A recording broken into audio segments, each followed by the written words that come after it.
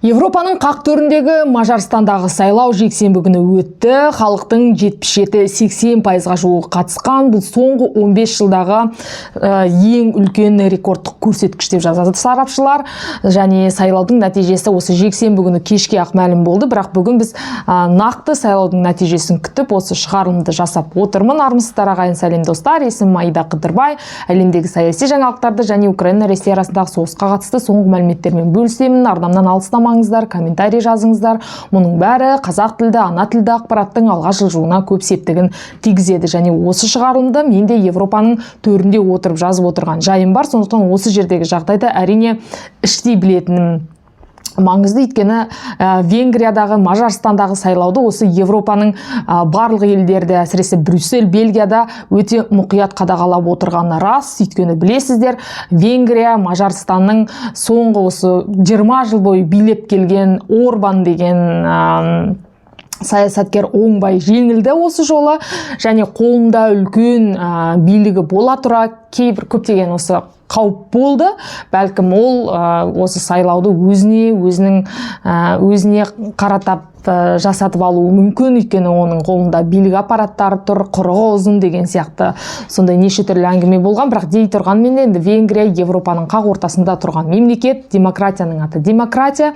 Сондықтан да үлкен саяси есеппен Орбанның қарсыласы Мадияр деген жігіт деп айтуымызға болады. Жасы шамасы 41-45-те. Және бұрында Орбанның саяси партиясында жұмыс жасаған, кейін келіспейтін болғандықтан 2024 жылы сол Орбанның партиясынан шығып, өзінің партиясын құрған Петер Мадияр деген саясаткер жеңіске жетті. Орбан оңбай жеңілді. Үлкен айырмашылық. Өйткені Мадиярдың дауысы 50%-дан астам, ал Орбан 38 дауысқа ие болды. 38% дауысқа дей тұрғанмен де, енді Орбан үлкен парламенттік сайлауда 199 орын болса, соның 154-ін әрине сол алып тұр үлкен көлемін. Дей тұрғанмен де 50 орын бәрібір Орбанға берілетіні анық. Дей тұрғанмен де үлкен Европаға тиімді саясат жалпы бағыты батысқа бұрылатын болды. Венгрлердің Венгрия мен Украина арасында талай жылдан бері үлкен саяси қақтығыстың орын алып келгені мәлім. Мәселен, осы соғыс басталғаннан бері Орбанның барлық риторикасы Зеленскийге қарсы болды. Тіпті осы сайлау кезде де Зеленскийді соғыс бастаушы деген осындай пікірмен көбінесе барлық саяси бағдарламасы осы Зеленскийдің төңірегінде құрылды. Барлық плакаттар көбінесе елдің ішінде осы Зеленскийдің ұры ретінде, соғысты бастаушы ретінде, осындай тұлға ретінде көрсетуге тырысты, жек көрініш ретінде тырысты. Енді бұның бәрі Орбанға жай келе салған жоқ. Ресейдің полит саясаткерлері жұмыс жасағаны мәлім, және талай астыртын құжаттар да мәлім болды осы саяси науқанға 5 күн қалған кезде.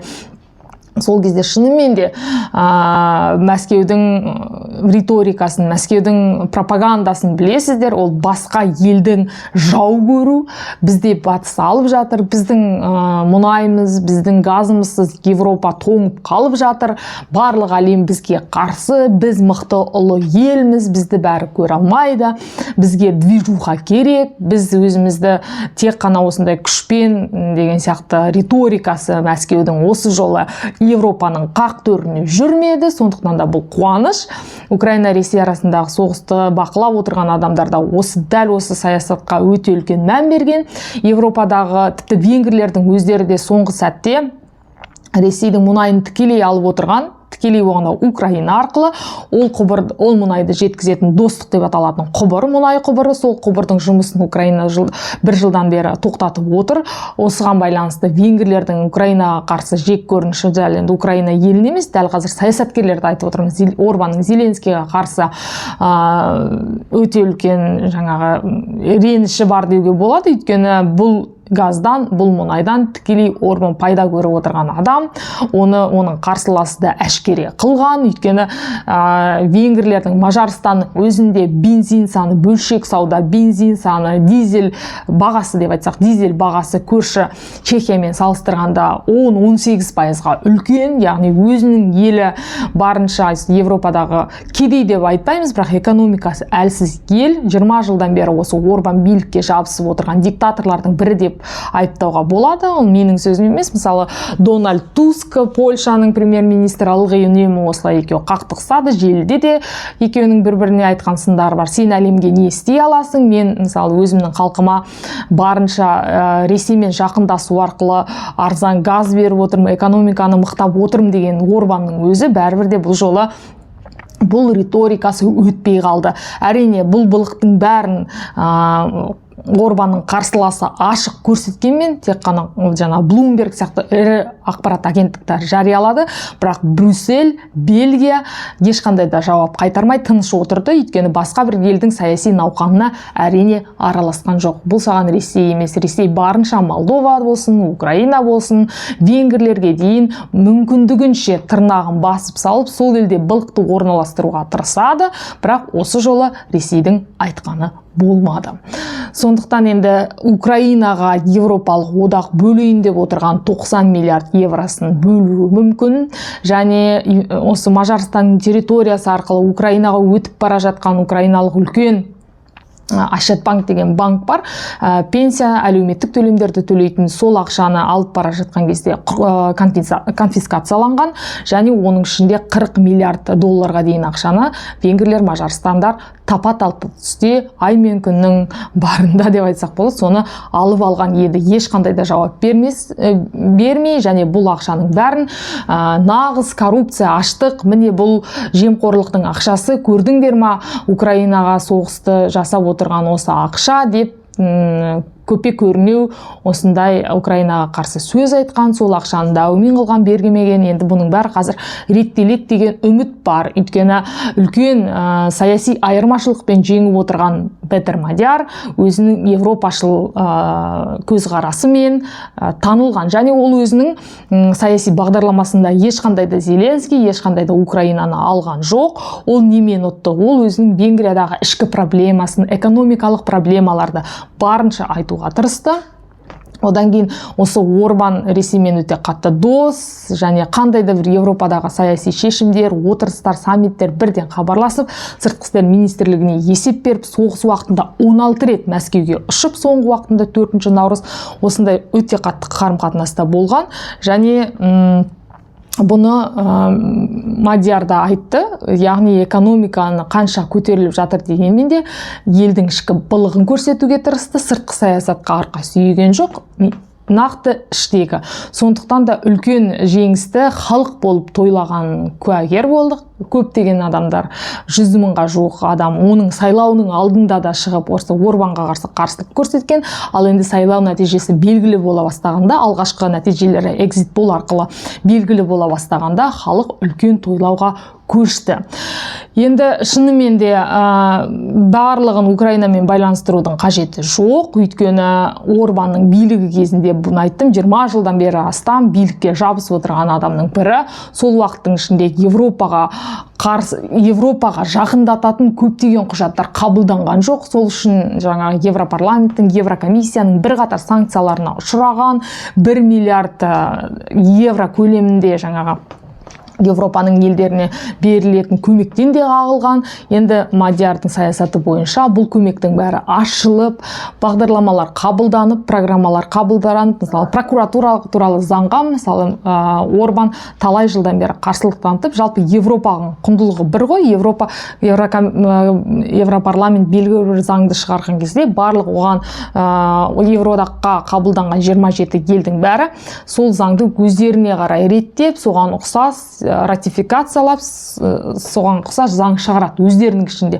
Бірақ Орбан ешқандай да Еврокомиссияның заңына басын ұрмай, көбінесе Ресейге қарап отыратын адам еді. Енді Мадиярдың мәліметі бойынша қазір барлығы басқаша болады, Европаға қарай аяқ алысы өзгереді, бәлкім Украинамен де енді Украинаға берілетін қаржында блоктамауы әбден мүмкін. Енді оны уақыт көрсетеді. Ал енді Израиль, Иран ақш арасындағы соғысқа қатысты келіссөздердің Исламабадта, Пәкістанда жүргізілгені мәлім. 25 сағатқа дейін созылыпты бұл келіссөз деген аты ғана, ешқандай да келіссөзге болмаған, екі жақта қандай да бір мәліметке, қандай да бір мәмілеге келе алмады. Бәлкім келесі кездесу сейсенбі күні Вашингтонда болуы тиіс еді, бірақ бұл да бұған жетпеді. Сондықтан да енді қазір соғыс әрі қарай қауіпті кезеңде кетуі мүмкін екенін айтады мамандар. Трамптың өзі қайта-қайта өте үлкен тағы қорқытулар, Иранға қарсы мәлімдемелер жасап жатыр. Оның ішінде теңіз блокадасына алынады деді. Теңіз блокадасы деген не?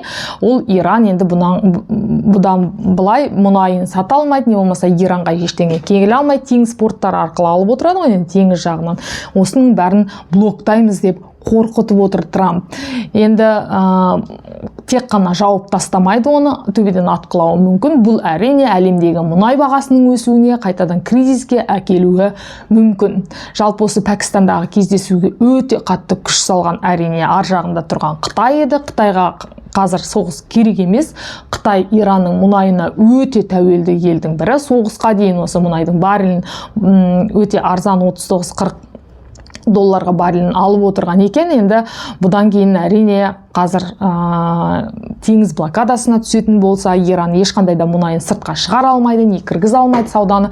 Осындай қиын сәтке түсуі мүмкін. Сондықтан Трамп осыны олармен қорқытып отыр. Бірінші кезекте Иранды жер бетінен жоқ қыламыз деп мәлімдеген, одан кейін электростанциялар мен көпірлерді атқылаймыз деген, одан кейін Қар аралына басып аламыз деді. Енді қазір теңіз блокадасына ұшыратамыз деп мәлімдеп отыр. Бұл енді шынымен де және келіссөздер жүріп жатқанның өзінде де Израильге осы жанармай құю үшін ақштың мыңдаған көптеген жаңа ұшақтары бар, қару машиналары деп айтқан дұрыс шығар. Солар заправка жанармайға келген екен.